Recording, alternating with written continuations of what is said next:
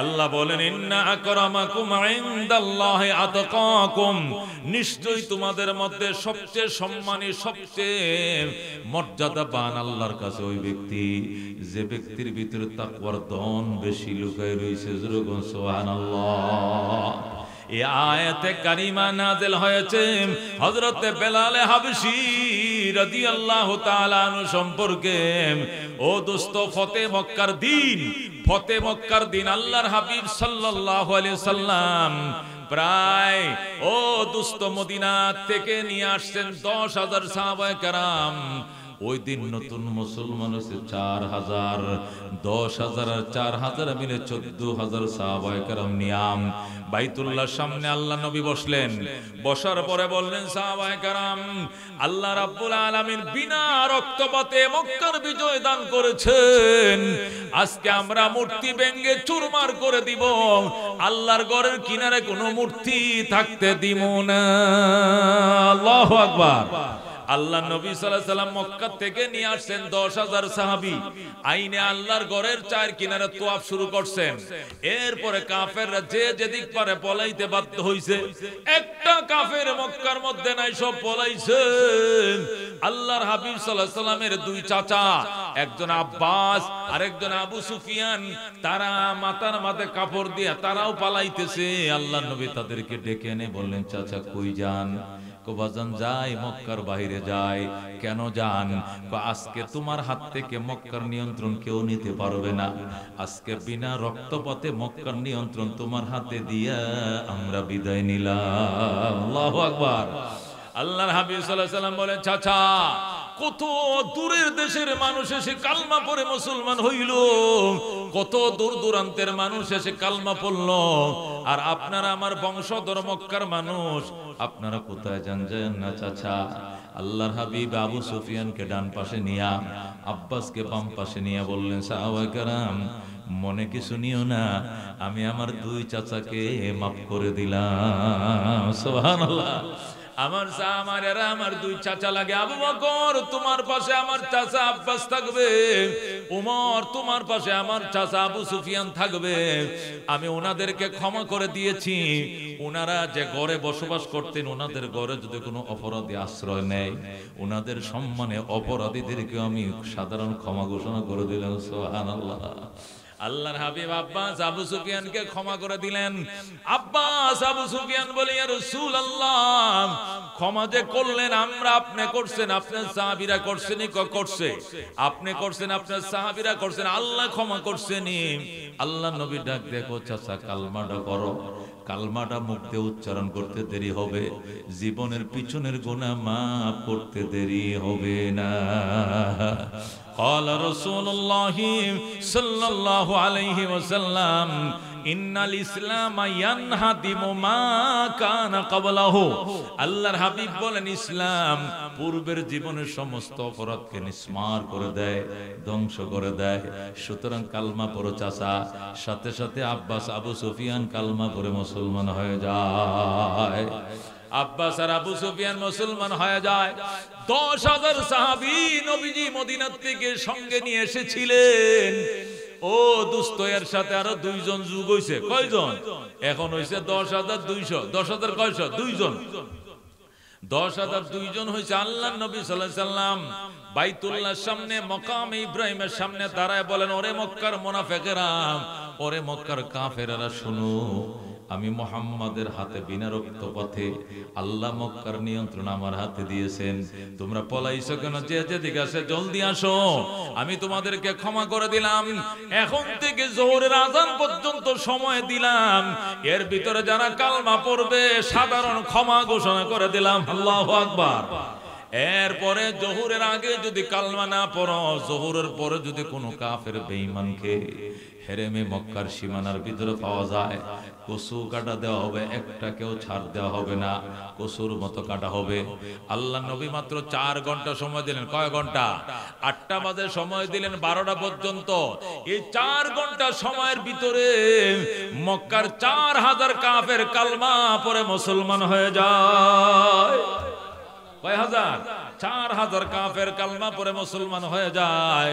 নবীজি মদিনার থেকে সাথে নিয়ে আইছেন 10,000। আজকে মুসলমান নতুন মক্কায় মুসলমান হয়েছে 4000। 10 আর 4 কত? 14,000।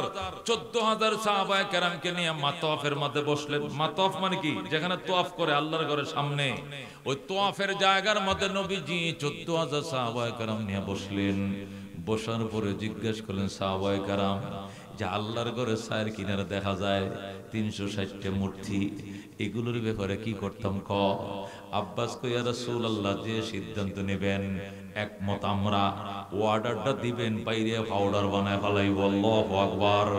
আল্লাহর হাবিব সাল্লাল্লাহু আলাইহি সাল্লাম বড় একটা লাঠি হাতে নিয়ে বললেন ওয়াকুল জা আল হাক্কু ওয়া যাহাকাল বাতিল ইন্নাল বাতিলা কানা যাহুকা। সত্য এসে গিয়েছে, অসত্য মাথা নত করেছে, আর অসত্য সারা জীবন মাথা নত করে থাকবে। এই আয়াত যখন তেলাওয়াত করে রাসূল প্রথম বড় মূর্তির গা আঘাত করলেন। সাহাবায়ে কেরাম 10 মিনিটের ভিতরে 360টা মূর্তিকে পাউডার বানায় ফেলাইছে। সুবহানাল্লাহ। মূর্তির কোনো অস্তিত্ব নাই, সমস্ত মূর্তিদেরকে ধ্বংস করে ফেলেছে। আল্লাহর হাবিব বলেন এবার জমজমের পানি উঠাও, আল্লাহর ঘর সুন্দর করে দৌত করো। জমজম থেকে বালতিতে পানি উঠায়া সাহাবায়ে কেরাম আল্লাহর ঘর সুন্দর করে দৌত করলেন। এরপরে নবীজি নিজের হাতে খোদার ঘর তালা দিলেন আর বললেন সাহাবায়ে কেরাম তোরা সাক্ষী, আল্লাহর কোটি কোটি ফেরেশতা সাক্ষী, আল্লাহ নিজে সাক্ষী, কিয়ামতের আগে আর কোনো দিন আল্লাহর ঘরে মূর্তি ঢুকতে পারবে না। আল্লাহু আকবার। সেই 1500 বছর আগে, 1500 বছর আগে নবী বলেছিলেন আল্লাহর রহমতে আর কোনদিন খোদার ঘরে কিয়ামতের আগে মূর্তি ঢুকতে পারবে না। এই কথা ঘোষণা নবী দিয়েছিলেন আজ থেকে 1500 বছর আগে। এখনো পর্যন্ত খোদার ঘরে কোনো মূর্তি ঢুকতে পারে নাই। সমস্ত মূর্তিকে ভাঙার পর এবার রহমতুল লিল আলামিন সাল্লাল্লাহু আলাইহি সাল্লাম এই 14,000 সাহাবায়ে কেরাম নিয়ে বসলেন। বৈশা দাঁড়ায় বক্তৃতা দিলেন আর বললেন সাহাবায়ে কেরাম আমি নবী হইছি আজকে 21 বছর। কয় বছর? নবী হয়ে মক্কায় ছিলাম 13 বছর, মদিনায় থাইকে আইছি 8 বছর। 13 আর 8 কত? 21 বছর। এই 21 বছরে কোনদিন আমি আজান দিয়া নামাজ আদায় করতে পারি নাই। এতদিন চুপে চুপে নামাজ পড়তাম, লুকায়া লুকায়া, কাফেররা যেন না দেখে না শুনে, চুপে চুপে নামাজ পড়েছি। আজকে থেকে আর কোনো লুকোচুরি নাই। আজান হবে, নবীর ইমামতিতে জামাতের সাথে হেরেম শরীফে যোহরের নামাজ আদায় করা হবে। সুবহানাল্লাহ। আজকে আযান হবে আনুষ্ঠানিকভাবে, জামাতে নামাজ আদায় করা হবে, যোহরের নামাজ থেকে হেরেমে জামাত শুরু হবে। কিয়ামতের আগে আর কোনোদিন জামাত বন্ধ হবে না। আল্লাহু আকবার। নবী সাহাবায়ে কেরাম খুশি, আল্লাহর হাবিব গো আমরা খুশি, আরম্ভ করেন নামাজ। রাহমাতুল লিল আলামিন বলেন সাহাবায়ে কেরাম ইমামতি তো আমি করব, কিন্তু আযানটা কে দিলে ভালো হয়? তোমরা বলো আযান কাকে দিলে ভালো হয়? কেউ বলে হুজুর আবু বকর, কেউ বলে হুজুর উমর আযান দেখ, কেউ বলে হুজুর উসমান আযান দেখ, কেউ বলে আলী আযান দেখ, কেউ বলে আবু হুরায়রা আযান দেখ, কেউ বলে আব্দুল্লাহ ইবনে ওমর আযান দেখ, কেউ বলে আব্দুল্লাহ ইবনে মাসউদ আযান দেখ। এক একজনে এক একজনের নাম বলেন। আল্লাহর নবী ডাক দেখো সাহাবায়ে কেরাম মনে কিছু নিও না, আজকে মহান বিজয়ের আযানের ধ্বনি এটা আমার বেলালের কণ্ঠ ছাড়া অন্য কোন কণ্ঠে মানাবে না। আজকে মহান বিজয়ের আযানের ধ্বনি আমার বেলালের কণ্ঠে মানাবে। আল্লাহু আকবার। বেলাল তুমি কোথায়? বেলাল পিছনে বসে রয়েছে, গো সামনে আসো। বেলাল সামনে আসছে। আল্লাহ নবী বেলালকে চুমু দিয়ে বলেন বেলাল আল্লাহর ঘরের ছাদের উপর ওঠো, কাবা ঘরের ছাদের উপরে দাঁড়াও, দাঁড়ায় আযান শুরু করে দাও। তোমার আযানে আমার ইমামতিতে আজকে যোহরের নামাজ জামাত সহকারে আদায় করা হবে। বলুন আল্লাহু আকবার।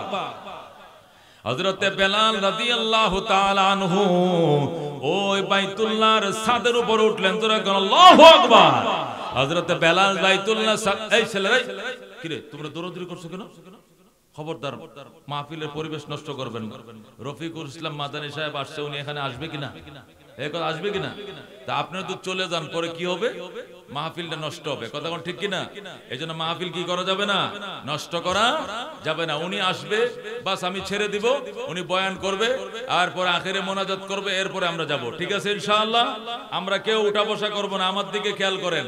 আল্লাহর হাবিব সাল্লাল্লাহু আলাইহি সাল্লাম বেলালকে বলেন, বেলাল উঠো। কোথায় উঠবে? কোথায়? বাইতুল্লাহ সাদে, আল্লাহর ঘরে, কাবা ঘরে। হযরতে বেলাল হাবশী রাদিয়াল্লাহু তাআলা আনহু বাইতুল্লাহর ছাদের উপর উঠছেন। ওইটা ভাঙ্গা ভাঙ্গা কণ্ঠে আল্লাহু আকবার, আল্লাহু আকবার, আল্লাহু আকবার, আল্লাহু আকবার বলে যখন আযান শুরু করে দিলেন, হযরতে বেলাল রাদিয়াল্লাহু তাআলা আনহু আযান শুরু করে দিয়েছে।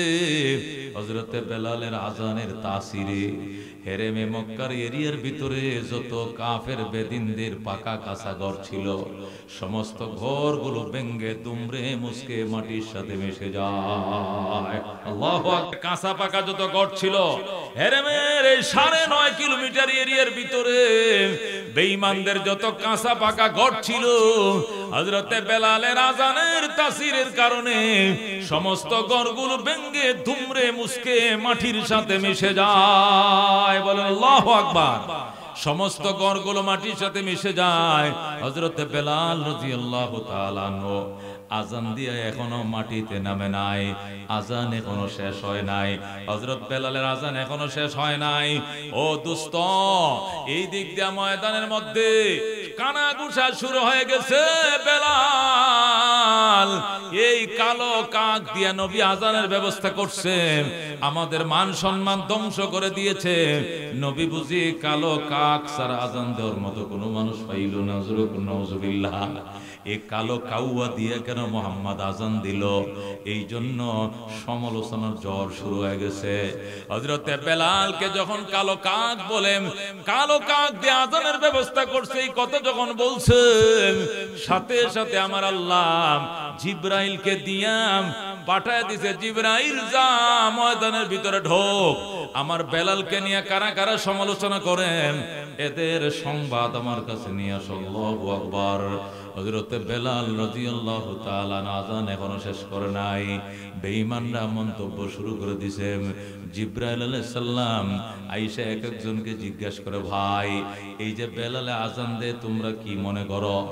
লজ্জায় মাথা নিচু হয়ে যায়, কারণ মুহাম্মদুর রাসূলুল্লাহ বুঝি এই কালো কাউয়া ছাড়া আযান দেওয়ার মতো কোনো মানুষ পাইল না।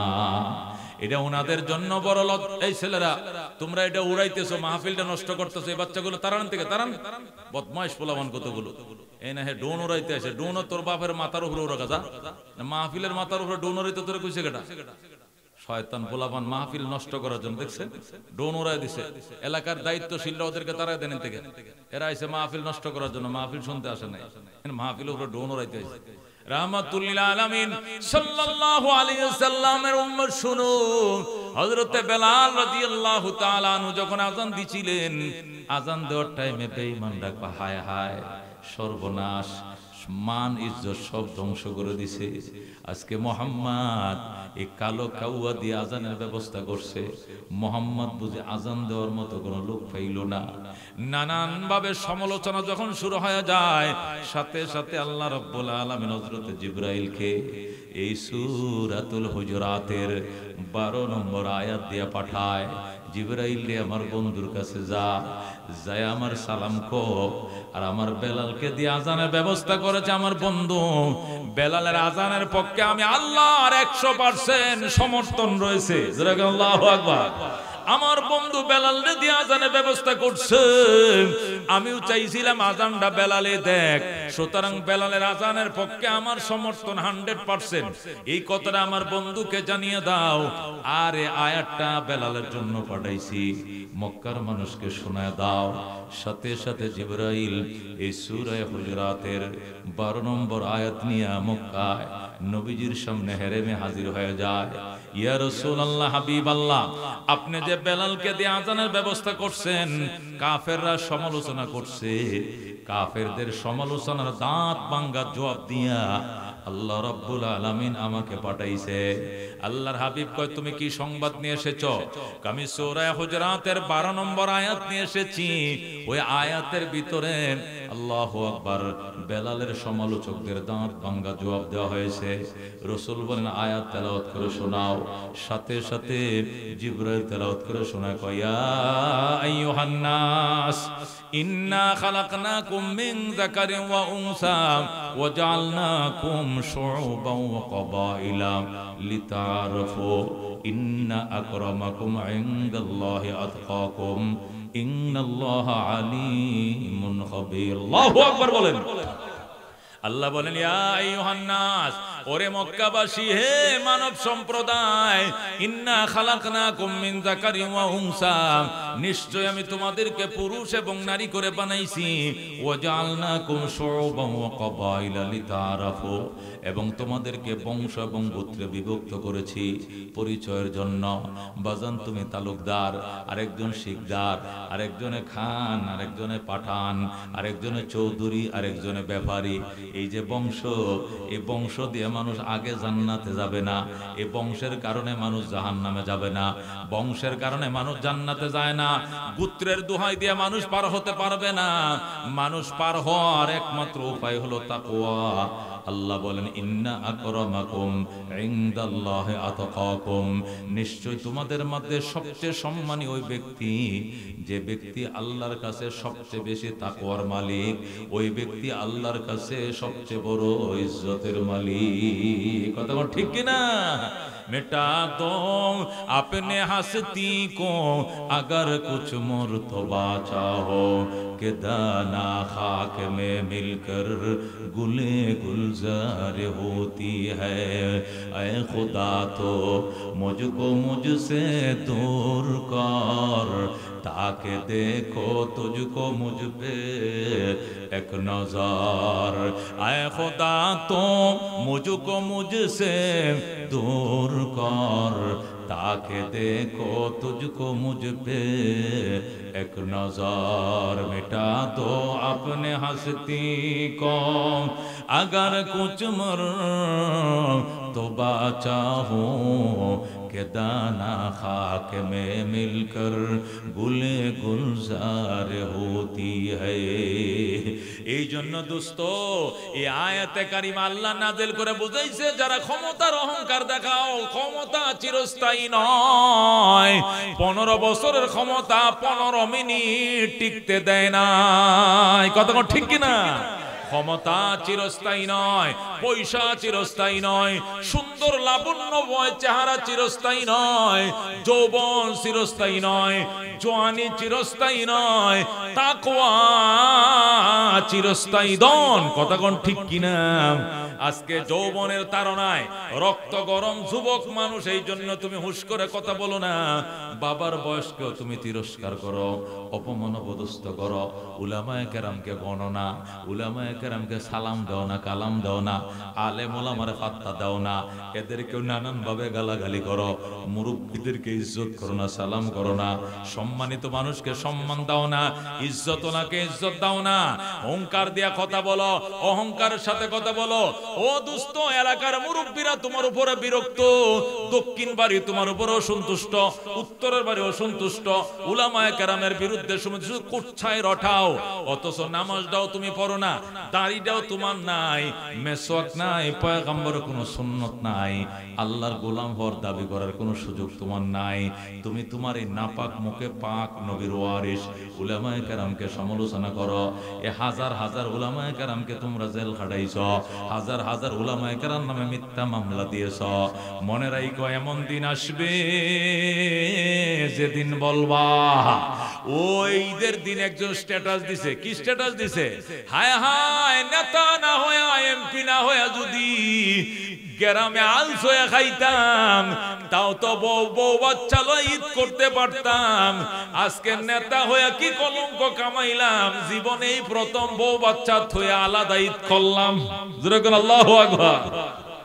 জীবনে এই প্রথম বউ বাচ্চা তো কি করলাম, ঈদ করলাম।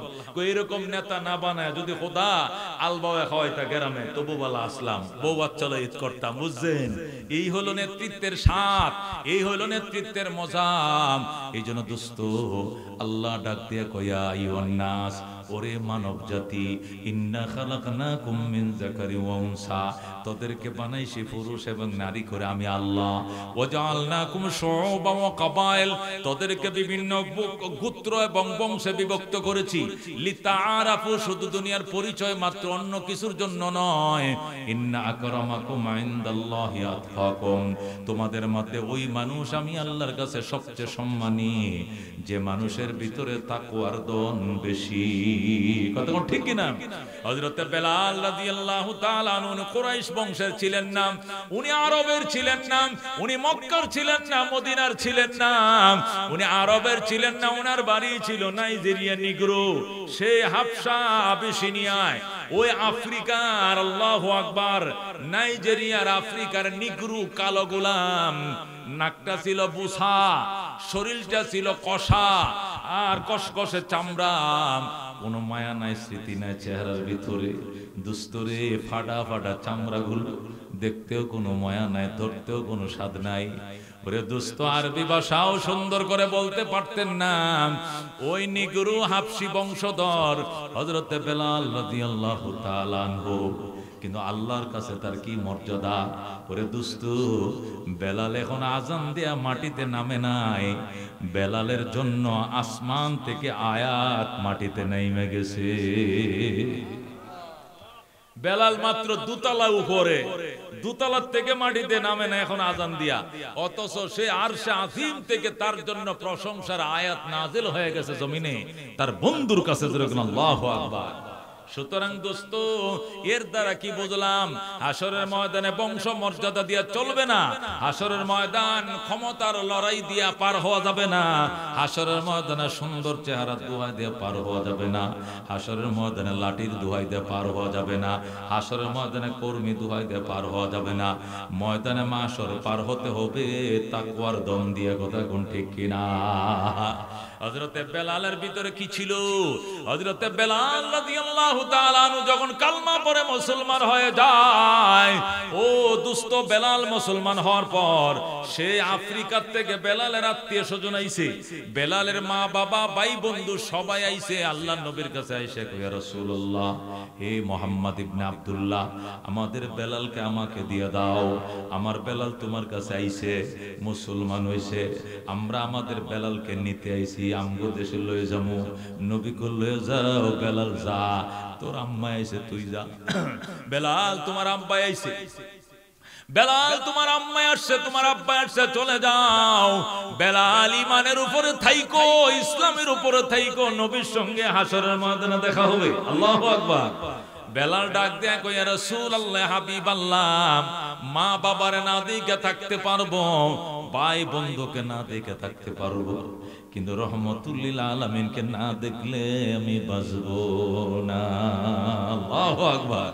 ইয়া রাসূলুল্লাহ, হাবিবাল্লাহ, আমাকে একটু কথা বলার সুযোগ দেন। নবী কয়, ঠিক আছে, বলার সুযোগ দিলাম, বলো। বেলাল ডাক দিয়ে, আব্বা যান, বাড়িতে সোজা চলে যান। মা, তুমি চলে যাও, মারে দুধ খাওয়াইছিলা, পেটে ধারণ করছিলা, দুধের দাবি বুকের দাদি মাফ করে দাও। বাবা গো, আদর বাসনা করে লালন পালন করছিলা, দয়া করে মাফ করে দিও। আমার আদরের ভাই বোন, তোরা আমারে মাফ করে দিস। আমি কালমা পড়েছি, মুসলমান হয়েছি, এই পৃথিবীতে রহমতুল লিল আলামিনের মতো প্রিয় মানুষ আর কেউ নাই। আমি তোদেরকে না দেখে থাকতে পারবো রে মা বাবা, কিন্তু রহমতুল লিল আলামিনকে না দেখে আমি বাঁচবো না। আল্লাহু আকবার। এই বলে হযরত বেলাল আপনজন আত্মীয় স্বজন সব বিদায় করে দিলেন, তারপর আল্লাহর হাবিবের কদম ছাড়লেন। আল্লাহু আকবার।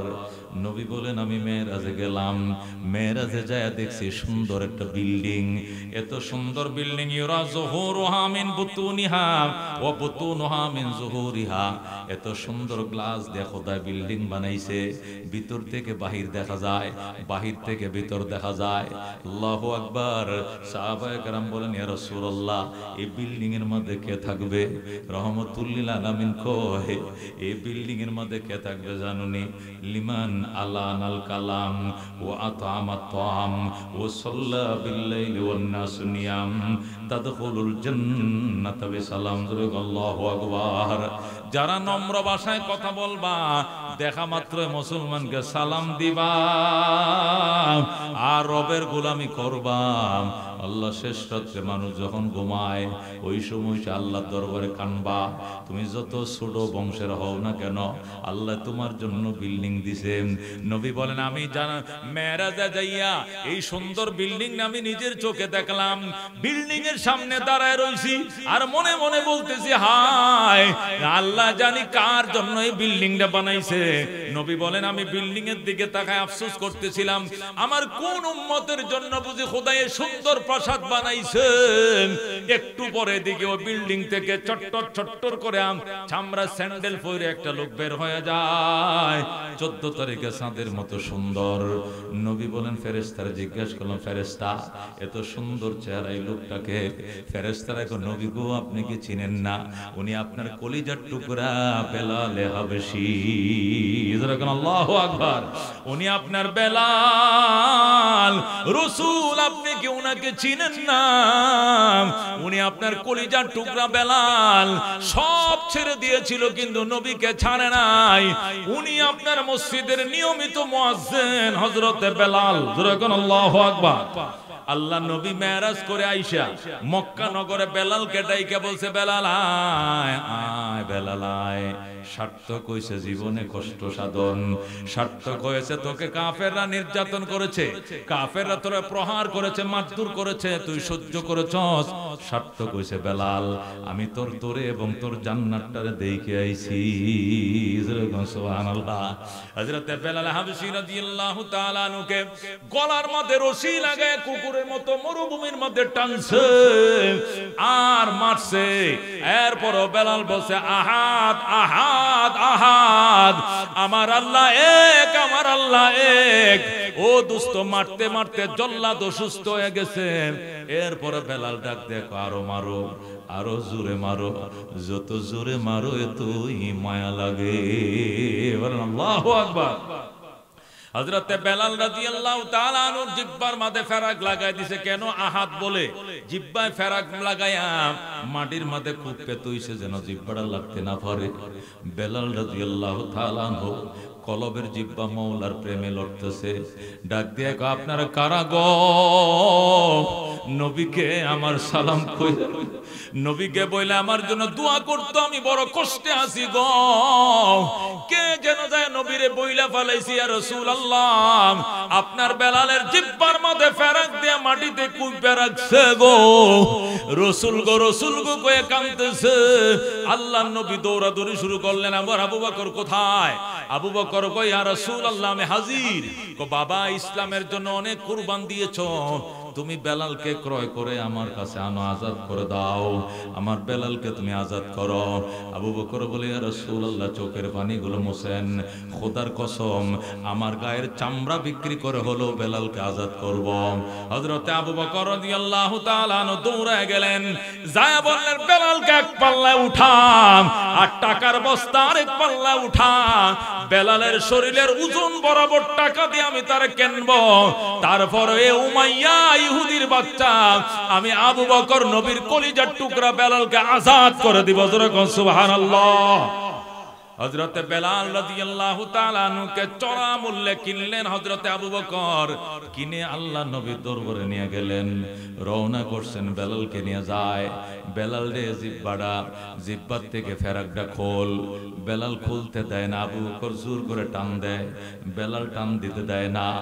আবু বকর বলে, বেলাল তোমার জিহ্বার মধ্যে ফেরাক দেখলে আমার নবী বাঁচত না, আমার নবী বাঁচত না রে, আমার নবী বাঁচবে না, জিহ্বার থেকে ফেরাকটা খুলতে দে। বেলাল ডাক দিয়া কয়, কইল না, কইল না বসিদ্দিক, কইল না, কইল না, কইল না সিদ্দিক, কইল না নবীজিকে না দেখায়া খুলবো না। আল্লাহু আকবার। আমি নবীকে দেখাইবো আমার আস্তা জিহ্বাটাকে কেমনে ছিদ্র করে ফেলাইছে, এটা নবীকে না দেখায়া আমি খুলবো না। জোরে বলেন আল্লাহু আকবার। এইভাবে জিহ্বার মাঝে ফেরাক লাগায় রাখছে। এরপরেও বেলাল আহাদ আহাদ বলে, এই কারণে বেলাল আশহাদু আল্লাহ বললে আশহাদু আল্লাহ উচ্চারণ করতে পারতো না। জিহ্বা ছিদ্র দিয়া আশহাদু দন্তাস্বটা বের হয়ে যেত, বাতাসটা শোনা যেত আশহাদু আল্লাহ ইলাহা ইল্লাল্লাহ, আশহাদু আন্না মুহাম্মাদুর রাসূলুল্লাহ। এস উচ্চারণ হইতো না, দন্তাস্ব উচ্চারণ হইতো না। এই জন্য অনেক সময় আল্লাহু আকবার আরবরা বলতো বেলালকে দিয়ে আজান দিয়েন না, আমাদেরকে দিয়ে আজান দেন। বেলাল শিন উচ্চারণ করতে পারে না, শিন উচ্চারণ করতে পারে না। নবী গো সব উচ্চারণ করতে পারতো, কিন্তু দুশমন তার জিহ্বাটারে ছিদ্র করে ফেলাইছে, এই জন্য গো উচ্চারণ করতে পারে না। কৌশবিদা কি সুন্দর উচ্চারণকারী অনেক আছে, তাদেরকে মুয়াজ্জিন বানান। এই জন্য নবী 3 দিনের জন্য বেলালকে মুয়াজ্জিন থেকে বাদ দিয়েছিলেন।